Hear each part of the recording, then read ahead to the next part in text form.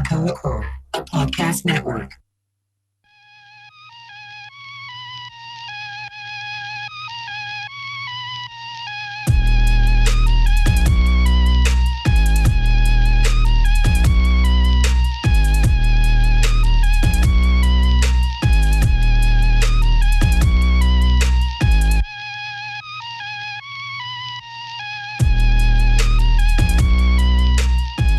What is up, everybody? Thank you for checking out a new episode of the Pat Out of Hell podcast. I am your host, Patrick Christopher. Thank you for supporting the Babacoa Core Podcast Network. That's where I host everything that I do, all my podcasts, including this one and the Glass Clown podcast. Obviously, you know where to find it. You're listening to it. Just make sure you like and subscribe so you get notifications whenever a new episode is dropped. I'm not going to be making announcements about the Pat Out of Hell podcast because it's just me. It's just me talking to myself and all that stuff. And I don't know if people want to be reminded, like, oh, listen to him, do all his things that he does. Yeah, he not only rambled, but he rumbled and stumbled. Yeah, all that stuff. But definitely support the Glass Clown podcast. I'm very stoked about that. I recorded my second episode that I will be releasing on Monday, and recording more. Going to be putting more out there with the Glass Clown podcast. So support that. That would be very awesome of you to like and subscribe. Everything's going to be under the Babacoa Core Podcast Network, just because I'm lazy. I didn't want to start a new thing.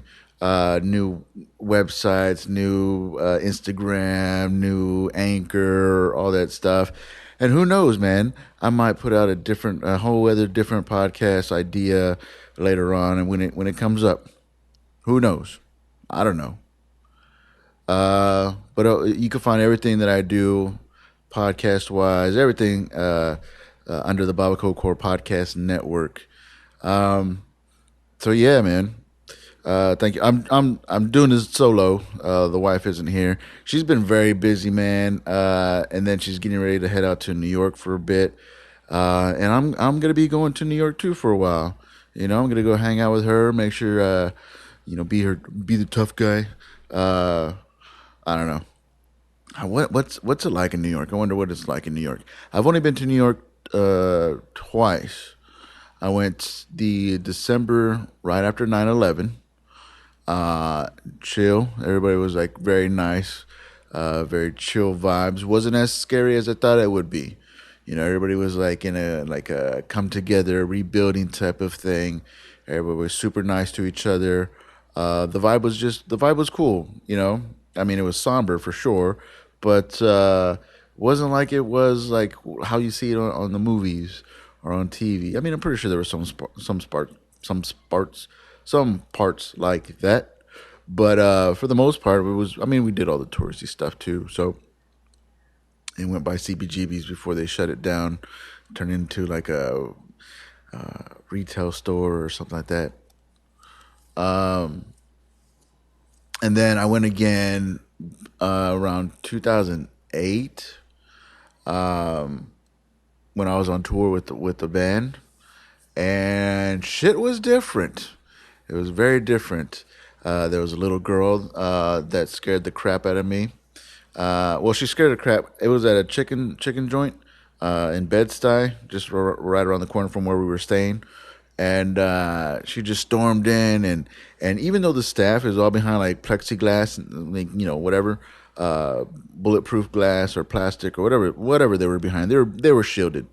It was like they had COVID back then, but they had like this just clear wall of whatever that separates the customers to the employees, the kitchen staff in the back.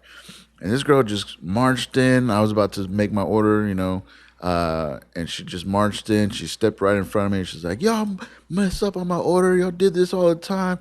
I'm fucking tired of y'all." And she's like, no older than like 6, 7 tops. I don't know. "I'm tired of you. I'm tired of y'all messing up my goddamn order. Give me chicken. Give me chicken right now. Box of chicken. I want it for free. Because y'all fuck up every single time I come in here. Give me my order. And I was like, oh, cool, man. I wasn't in front of you. Other than that, it was cool. Other than that, like, it was a cool vibe. We were mad broke. We were so like, we had no money.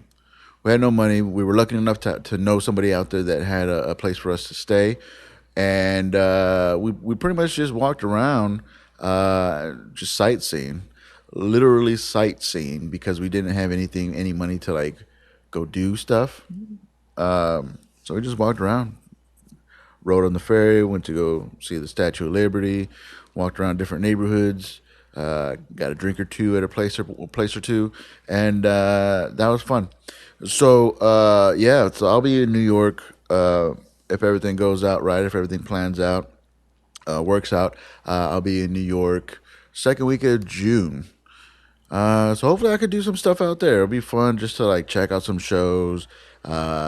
Maybe try to sign up for little open mics out there. I mean, I'm gonna have the whole day to myself while the wife's at work.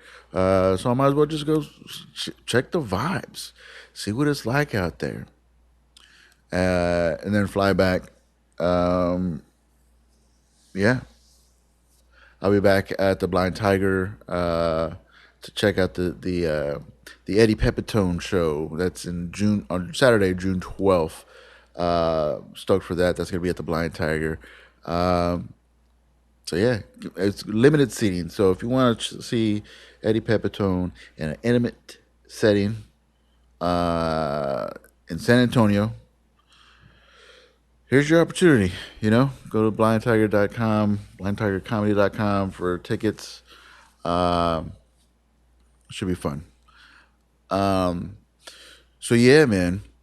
So I think the last time I talked, I was talking about the comedy competition that I was way too overconfident about, way too overconfident, and just because I didn't recognize a lot of people's names, and then I didn't realize, I didn't put two and two together, like, oh, maybe some of these people are from out of town, which was the case.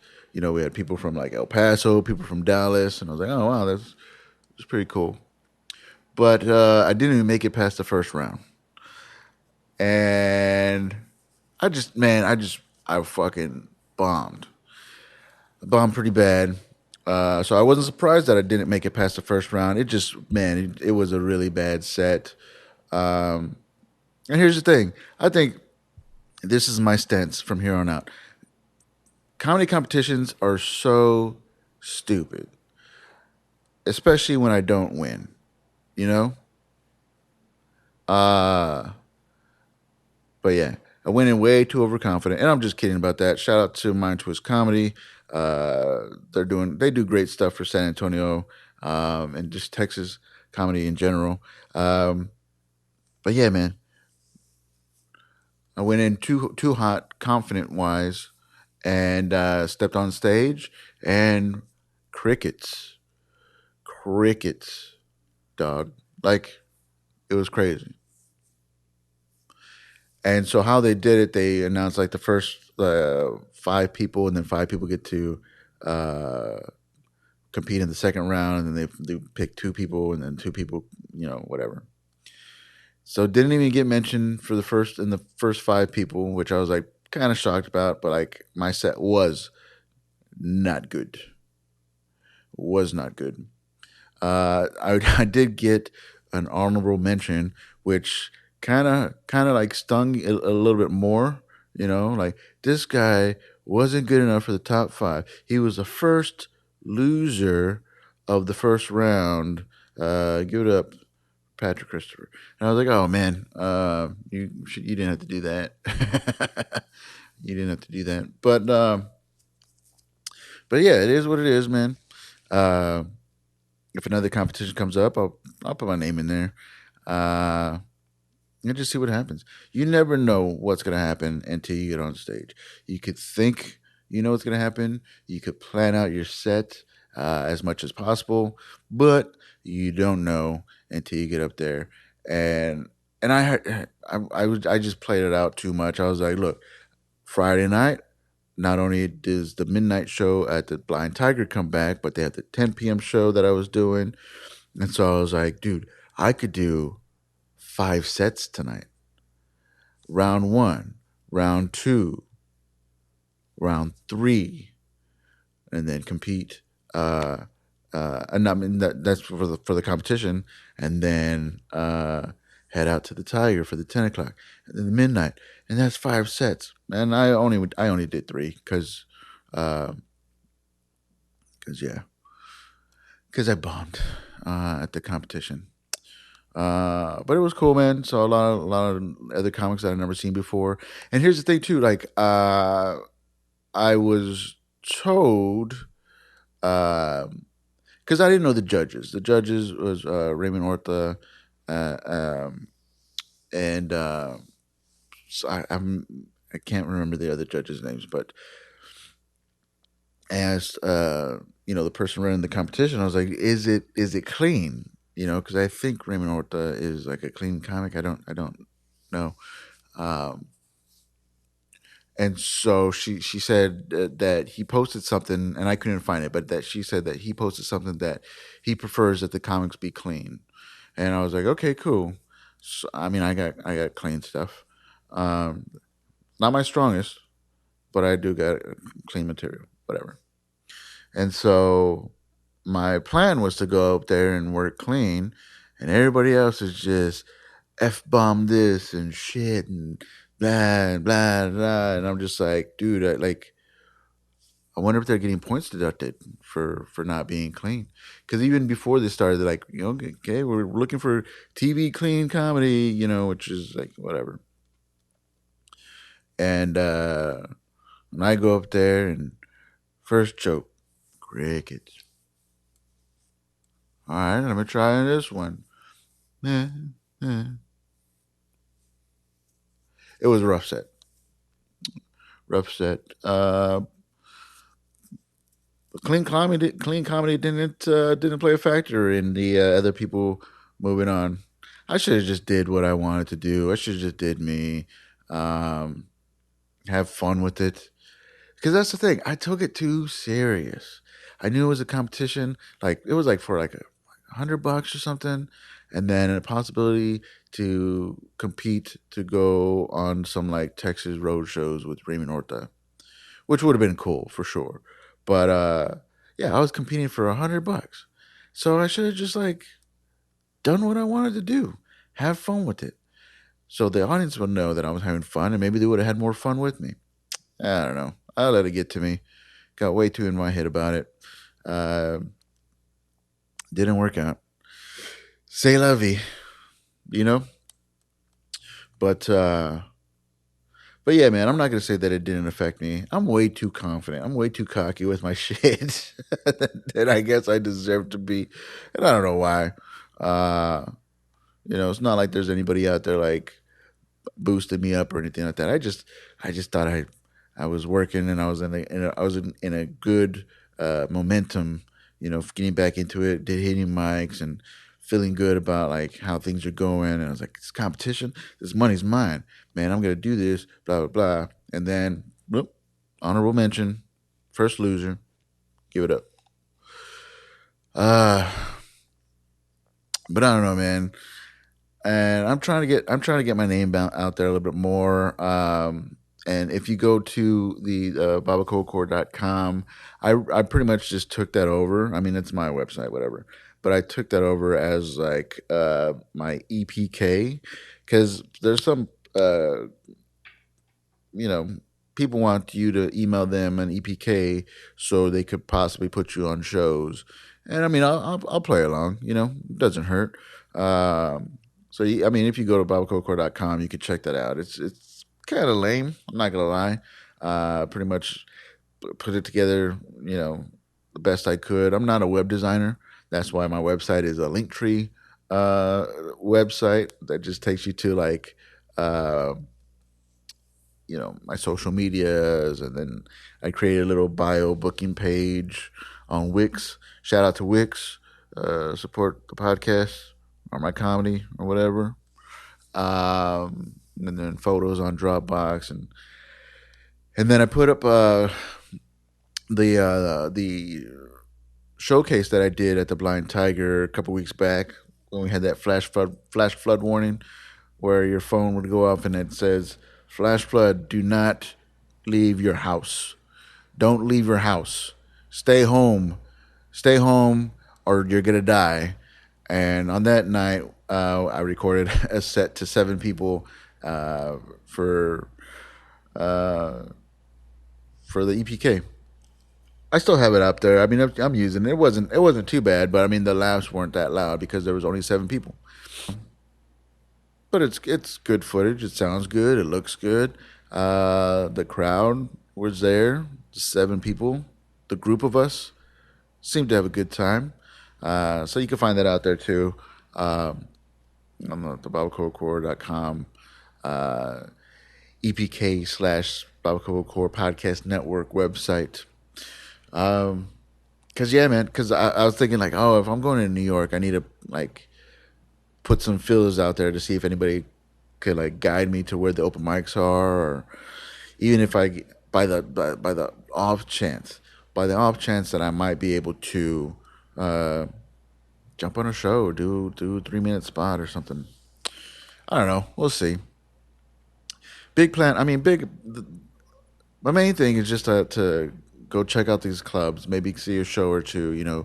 If I could do mics out there, that would be cool. If I could jump on a show out there somehow, that would be fucking awesome. But that's beyond my expectations. Um, just gonna go enjoy the trip, take some time off of work, and go do that out there. That should be fun. We'll see. But yeah, man. So I put that EPK. I don't even know if that's the right EPK. I know like with bands, they create an EPK and they put like they photos of them on stage. That's what I did. With the Dropbox. Here's a Dropbox links to some pictures of me doing stupid stuff. Well, not stupid stuff, but doing stand up stupidly on stage. And then they would have little tracks, from either their Bandcamp or their SoundCloud that would be on the website and stuff. And I just put a YouTube link, and then a little bio. I put that on the Wix page. Wix. So hopefully that counts. I don't know. Does that count? Is that EPK? I don't know. We'll see. We'll see if it does anything. I'm trying to get out there, man. I'm trying to get booked. I think, here's the thing. I'll be honest with y'all. I'm going to be honest with myself. I think it might have something to do with an attitude issue, you know? It could be. I don't have a bad attitude. I'm not a bad guy, but I don't kiss people's ass. And I don't do favors for spots. Like I'm like, some people will post like, oh, if you drive me here, you could get 5 minutes, and I'm like, I don't know, man. I mean, new comics could do that. New comics could, favors for spots. Is that how it works? Yeah. I guess that's how it works. That's not how I want to do it though. I want people to book me because they like what I do on stage. You know. I don't have time to be doing like playing all these like favors for spots, or you know I just don't. I got a day job. I know a lot of comics are like, oh, I'm a full-time comedian. Yeah, but you're on unemployment. You know, like you're on government assistance, so that's why you could be consider yourself a full-time comic. I am a part-time open micer because I have a full-time job. I need insurance. I don't use the insurance, but I'm like, the one day I know, the day after I quit my job, or the day after I lose my medical benefits, I'm gonna break every single bone in my body, and it's gonna break me. It's gonna, like, literally and figuratively and financially and every other Elise break me. Big fear of mine. And I know like people say like, oh, medical bills won't go on your credit report, but it will if they send you to collections because I was advised that, and I didn't pay whatever my the insurance didn't cover. You know, they kept billing me, and I was like, "What are you gonna do? You can't go on my credit. You can't ruin my credit with this shit." And they're like, "All right, well, we send it to collections, and now it's a collections issue that shows up on your credit report." So what was I saying? Medical insurance, gotta have it. Gotta have it. I know people are wondering like, why are you doing a solo podcast? Why are you doing this? And I'll tell you why. Here's the thing. Like, I I go to a therapist, but I only go twice a month, you know, and I go every other Saturday. And I was talking to my therapist. I was like, "Hey, man, I think I want to come every Saturday. Or I think I want to do this like at least once a week." He goes, "Yeah, man, that's fine. That's your choice. That's completely up to you. If that's what you want to do, I support you. I think you're good doing every other, Saturday. You know, I don't want you to feel like I'm gonna sway you or convince you or advise you to do it every week. I think you're good doing it, twice a month. But if you want, we'll meet. We'll meet once a week. You know." He's like, "But I can't do. I'm not here every Saturday, so you would have to come in during the week at night." And then I was like, I can't do that because maybe there's a open mic I want to go to, or maybe there's something else I want to do. If you won't work with me on just Saturday, which is my day off to do therapy, then I'm gonna just start a podcast and I'm gonna get it out there." And he's like, "Yeah, that's a good idea. You really don't need to come in twice a week or twice every week, you know." And I don't know if that's a good thing or a bad thing. And he's like, "Yeah, that's cool." If he was trying to like deter me from taking up all his Saturdays, he's like, "Dog, I don't want to see you every Saturday. You know, stop being so needy. Give me some space, bro. You know, you're getting too close, man." All that other stuff. Uh, so that's what this is, man. This is just me getting stuff off my chest, and it's all a joke. I don't mean nothing. I'm not. I'm not. I'm not trying to like fucking piss anybody off or talk shit or do all this stuff. I'm just saying what's on my mind and and promoting shows that I don't do. Well, I do the Tiger. I'll be at the Tiger, and then anything else that comes up.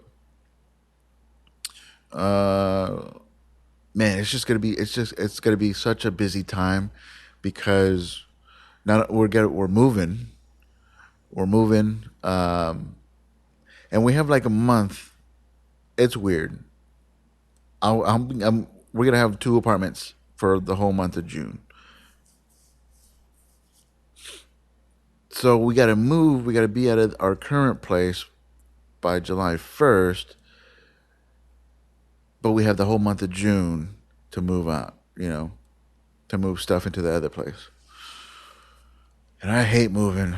Yeah, I hate it. I'm so lazy. I'm so lazy that I'm just like that's why I don't have a lot of stuff. I have very limited books, probably because I don't read. I have a small record collection, and I really want more records. But then I always think you're gonna have to move these. If you take this home with you, you're gonna have to move this eventually. Do you want to do that? Do you want to add more stuff to the things you got to box up and pack up and move? And so I stopped collecting records. You know, I got a really big DVD collection, which I'm like, who even does DVDs anymore? You know, but I don't. I mean, like years of putting DVDs together, collecting all these DVDs. I don't want to just throw it away. But now I gotta box those up and take that to the new place, and they'll probably just like they're just decorations. They're just ornaments now. You know. dishes. I mean, oh man, I just don't want to do it. I just do not want to do it. I'm excited to move though. I'm excited about the new place. Uh, I like that place. It's more room. It's closer to the bars I like. Um, so yeah, if I could just snap my fingers and then just be at that new spot, I'd be like, cool, dope. This is awesome. But to do the whole packing up and cleaning and moving and sweating and downstairs, upstairs, elevator, blah, blah, blah. Oh man, I am just so not looking forward to that. That sounds horrible. And that alone would be the only reason why I would even consider purchasing a home. Because at least then I know, well, I'm stuck here. This is where I am for the rest of my life. I will never have to pack up another record, another book, another DVD, another picture, another dish. This is it. When I die, burn it all down to the ground and let it all go to ashes. Because I don't want to move. I hate moving. But I'm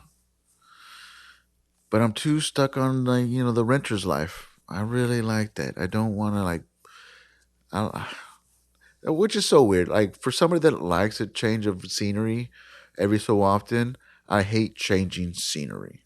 Does that make sense? Like I like change. I just don't like the work that comes with changing. That doesn't make any sense. But that's who I is, man. I've always been like that, and that's why that's why I don't collect stuff because all I see it is a burden. I just see like this is just something I'm gonna have to move later. This is definitely something that's gonna piss me off when I gotta move it later. And I don't want to do that to myself. But I don't know. I don't know. But that's all happening there like this month, or within the next couple weeks, few weeks. Gotta start packing up stuff. Uh, Gotta get ready for my New York trip. It's been a new week in New York. Uh, when I should be packing. Uh, but it's cool. First world problems, it's really not a problem. I just want to complain about uh, complain, complain for the sake of complaining. That's my motto. That's what you'll get from me. What can you always expect from me? I will complain about stuff that doesn't need to be complained about. Been excited about comedy. My new working on new stuff, trying to add new stuff. Excited about that. Hopeful about that. Having fun with it. Having fun with it. Um, there are some nights where I think about quitting because some nights are just so rough. Some mics are just so rough. And when mics are rough, it's just so, so crushing. You're like, why do I do this? Why am I doing this to myself? Why do I do this? And then the next night you go up and you have a fucking good set and you're like, this is why I fucking do it. You know? It's a roller coaster. Very unhealthy roller coaster. A very unhealthy roller coaster. But I'm working towards something, I think. And I even though I don't see the light at the end of the tunnel, I do know that there is a light there.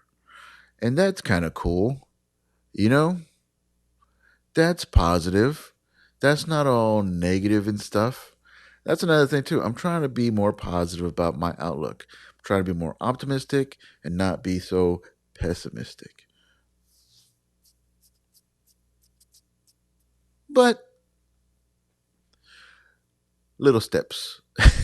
you know, no promises, Who knows? Maybe I'll feel better about myself if I, fake it to make it. Are you're not unhappy with how things are going? Just pretend that you are happy, and you will be. Maybe you'll fool yourself. I don't know. Anyway, now I'm just rambling. All right, that's it for this week of the Pat at Help podcast. Thank you for listening. If you do, I appreciate that. Definitely support the Glass Clown podcast. I was a little down about that. I almost was gonna give it up, the whole idea, but I'm moving on with it. I'm pushing forward with it, and I think it's gonna be good. Had a good episode with Quasi. This next episode, I sat down with Ryder Ashton. We had a good time on that one. And then this Sunday, I will be sitting down with Bobby Smith, with B. Smitty, and we'll be talking about everything that he has going on, good and bad, but mostly good. We're gonna be focusing on the good, and Glass Clown podcast, all that good stuff. Support the Baba Core Podcast Network on the YouTube page, on Spotify, or on iTunes. And you can find everything about me at babacocore.com or Twitter and Instagram at your homie Pat. All right. Thanks for listening, guys. I'll check with y'all next week.